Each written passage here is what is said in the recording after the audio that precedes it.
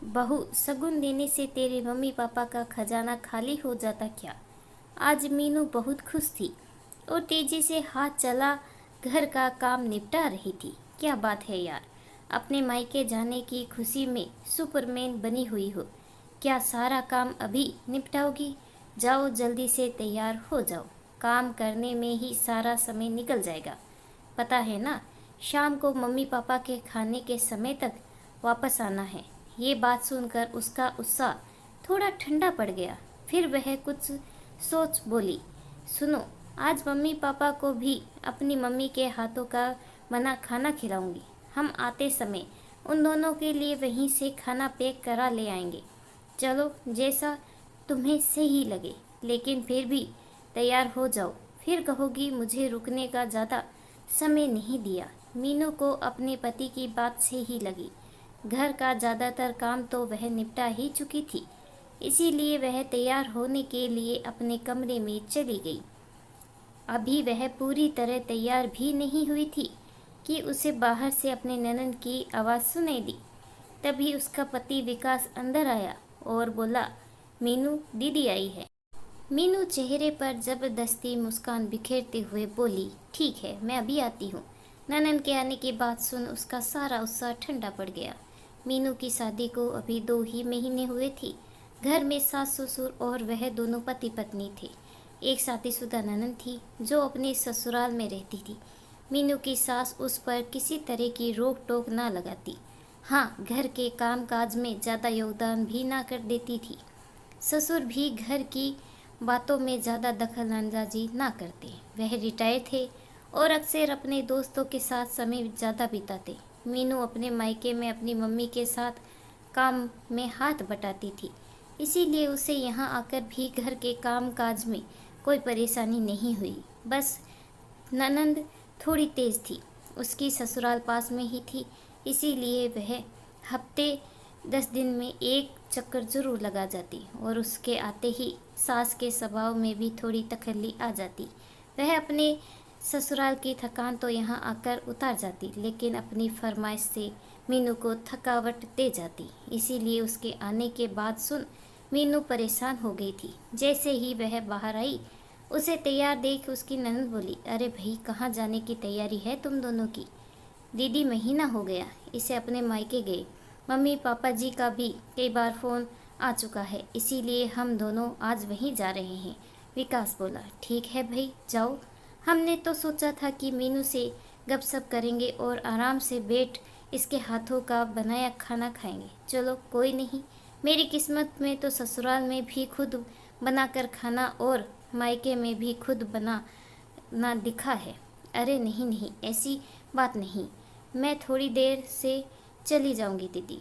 सब्जी तो बनी रखी है और आटा भी गूंदा है, कहो तो रोटियां सेक देती हूँ। वाह भाई वाह, देख लो मम्मी, आपकी बहू कितनी तेज़ है। खुद तो अपनी मम्मी के हाथ के बनी गर्मा गर्म पकवान खाएगी और मुझे रोटी से ही टरका रही है। मीनू की ननद हंसी हंसी में उसे ताना मारते हुए बोली, तो तू भी चली जा इसके साथ, इसकी मम्मी के हाथों का खाना खाने। एक पर दो काज हो जाएंगे। हमारे समधन जी से भी मिल लेना और उनके हाथ का बना भी खा लेना। मीनू की सास अपनी बेटी की तरफदारी करते हुए बोली, हाँ हाँ दीदी, मम्मी सही कह रही है।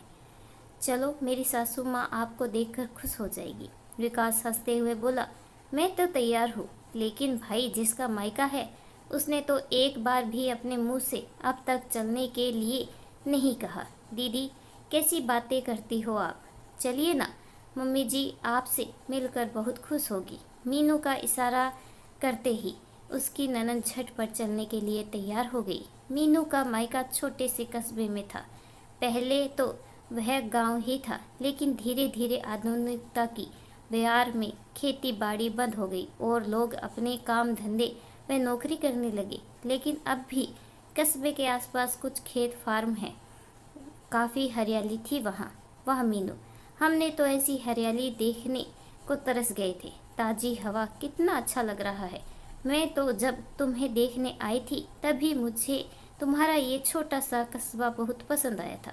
सोचा था शादी के बाद तुम्हारे साथ कुछ समय यहाँ बिताने आया करूँगी। लेकिन तुमने एक बार भी उसकी ननद बातें बनाते हुए बोली। कैसी बात कर रही हो बेटा? जैसी मीनू का मायका वैसा तुम्हारा भी। ये घर है, जब तुम्हारा मन करे आ जाया करो। मीनू की मम्मी बात को संभालते हुए बोली। मीनू की ननंद शादी के बाद पहली बार उसके मायके आई थी, इसीलिए मीनू के मायके वालों ने उसकी बहुत आवभगत की और चलते समय उसकी मम्मी ने उसे बहुत ही अच्छी 2 साड़ियाँ और 2100 रुपये दिए। ये सब देख मीनू की ननंद की सारी नाराज़गी धुल गई। वापसी में मीनू की मम्मी ने उसके सास ससुर के साथ साथ उसकी ननद के परिवार के लिए भी खाना पैक कर दिया।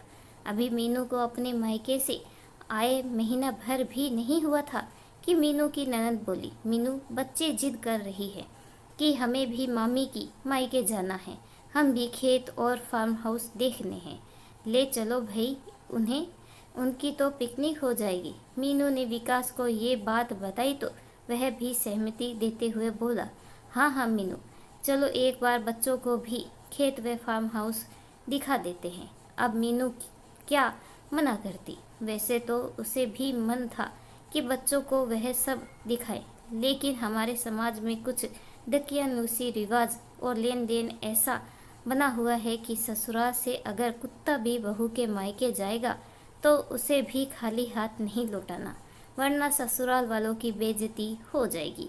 वही हुआ। उसके मम्मी ने सबकी बहुत खातिरदारी की। मीनू व विकास के साथ साथ ननंद व उसके बच्चों को भी कपड़े और शगुन दिया। ये देखकर विकास बोला, मम्मी जी ये क्या बात हुई? मुझे ये लेन देन बिल्कुल पसंद नहीं है। महीना भर पहले ही तो आपने हमें ये सब दिया था और फिर दोबारा से ऐसा नहीं कहते बेटा। ये मैं अपनी खुशी से दे रही हूँ। ये क्या बात है मम्मी? अगर आप ये सब करोगी तो मैं नहीं आऊँगा। मीनू की मम्मी कुछ कहती इससे पहले ही उसकी ननंद बोली, अरे बुरा क्यों मान रहा है? सही तो कह रही है आंटी जी। भाई ये तो रीति रिवाज है जो सभी माँ बाप निभाते हैं। खाली हाथ बेटी को विदा करना अपशगुन माना जाता है, लेकिन ये आजकल के बच्चे इन बातों का कहाँ समझते हैं आंटी जी। और फिर 1000-1500 से तेरी सासू माँ का खजाना थोड़ी ना कम हो रहा है। मीनू की ननद ढिठाई से हंसते हुए बोली। ये बात सुन मीनू की मम्मी के साथ साथ मीनू का वह विकास का चेहरा उतर गया, लेकिन रिश्तों के लिहाज के कारण कोई कुछ नहीं बोला। अब तो मीनू की ननद जब भी उसके घर आती बातों ही बातों में उससे उसके मायके चलने की बात जरूर करती। मीनू अब उनका लालची स्वभाव अच्छे से समझ गई थी, इसीलिए उनकी बातों को सुना अनसुना कर कोई भी बहाना बना देती। लेकिन मीनू की ननद उससे 2 कदम आगे निकली। अब वह अक्सर अपने किसी ना किसी रिश्तेदार के साथ महीने डेढ़ में खुद ही उसके मायके पहुंच जाती और बहाना की इधर से गुजर रहे थे, सोचा आपसे मिलते चले। मीनू के मम्मी पापा क्या कहते, बेटी की ननंद, इसीलिए जितना हो पाता उसकी खातिरदारी करते। और उस दिन तो हद ही हो गई। मीनू की ननंद अपने कुछ रिश्तेदारों के साथ रात के 10:30 बजे उसके मायके जा पहुंची। इतनी देर रात मीनू की ननंद को अपने दरवाजे पर खड़ा देख उसके मम्मी पापा अचंभित रह गए। उसकी मम्मी ने पूछा, बेटा सब सही है, इतनी देर रात आना कैसे हुआ? देर रात? आंटी जी हमारे यहाँ तो अभी दिन की शुरुआत होती है और आप लोग इतना जल्दी सो जाते हो क्या? हम इधर शादी में आए थे तो सोचा अपनी ससुराल वालों को आपसे मिलवाती चलूँ। आपको बुरा लग गया क्या?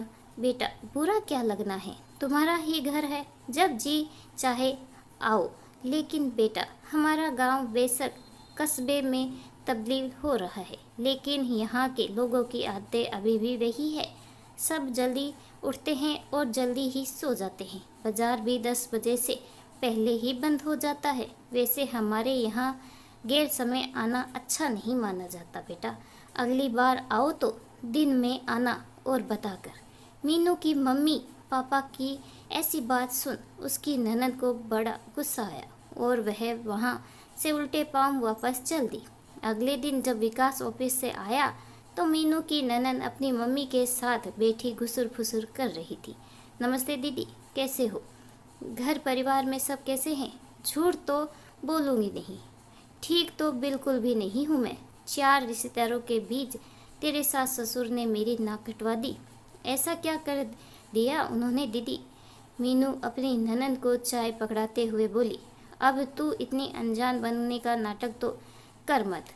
मुझे सब पता है कि तेरी मम्मी पापा ने तुझे रात में ही सब बता दिया होगा। उन्होंने जो किया है वह तो कोई दुश्मन भी नहीं करता। अरे उन्हें मेरा वहाँ जाना इतना ही बुरा लगता था तो साफ साफ मना क्यों नहीं कर दिया? दीदी बात क्या है, साफ साफ बताओ। मैं समझी नहीं, आप क्या कहना चाहते हो? मीनू हैरानी से उनकी ओर देखते हुए बोली। हाँ दीदी, क्या बात है, जरा खुल कर तो बताओ। सुन, उसकी ननंद रात वाला सारा किस्सा उन दोनों को सुनाते हुए बोली। बताओ, मेरे रिश्तेदारों को शगुन देना तो दूर, चाय पानी तक नहीं पूछा उन्होंने। हे भगवान, तेरे मम्मी पापा ने तो हद कर दी बहू। पानी तो घर आए दुश्मन से भी पूछा जाता है। अरे ये कौन सा अपने रिश्तेदारों को स्पेशल वहाँ लेकर गई थी? पास में शादी थी, अपना समझकर तेरे मायके चली गई तो क्या बुरा कर दिया? अगर 150 उसके ससुराल वालों के हाथ में रख देते तो कौन सा तेरे मायके वालों का खजाना खाली हो जाता? मीनू की सास अपनी बेटी का पक्ष लेते हुए गुस्से से बोली। मम्मी, मैं मान ही नहीं सकती कि मेरे मम्मी पापा घर आए मेहमान को चाय पानी ना पूछे। तो क्या मैं झूठ बोल रही हूँ? अब भी तुझे अपने ही मम्मी पापा की गलती नज़र नहीं आ रही? बस ननंद ही बुरी है दीदी, वह एक छोटा सा कस्बा है, ये तो आपने देखा ही होगा। और मुझे भी पता है कि हमारे यहाँ की तरह वहाँ देर रात तक मार्केट नहीं खुलती। वैसे दीदी, एक बात मैं भी साफ साफ कहना चाहूँगा। मीनू का मायका कोई पिकनिक स्पॉट्स नहीं जो आप कभी भी किसी को भी लेकर वहाँ पहुँच जाती है। अच्छा लगता है क्या किसी के ऊपर इतना भार डालना? अभी हमारी शादी को 6 महीने भी नहीं हुए। इस बीच में मैं ही मुश्किल से वहाँ 2-3 बार गया हूँ। पता नहीं दामाद को क्या भगवान बना रखा है, उसके जाते ही सब उसकी आवभगत में लग जाते हैं। फिर वापसी में भारी शगुन। मैंने मना भी किया, लेकिन रीति रिवाजों का नाम पर मम्मी पापा ज़बरदस्ती मेरे हाथ पर शगुन रख देते हैं, जो मुझे अच्छा नहीं लगता। क्यों किसी पर बोझ डालना? मैंने तो मीनू को भी मना कर दिया कि अपने मम्मी पापा पर ज़्यादा बोझ ना डाले। मुझे तो आपका भी वहाँ हर दूसरे दिन जाना अच्छा नहीं लगता, लेकिन क्या करूँ, आप बड़ी हो। सोचता था कि शायद समझ जाओगी, लेकिन नहीं दीदी, आपके घर ही कोई ऐसे रोज़ रोज़ आए तो आपको कैसा लगेगा? और वह भी आपकी ननंद के ससुराल से या गांव से। ससुराल वाले रिश्तेदार, सच बताओ, जब भी आप इसके मायके गए क्या उन्होंने कभी नाक भूक सिकोड़ या आपकी खातिरदारी में कोई कमी छोड़ी? कल उनकी मजबूरी थी।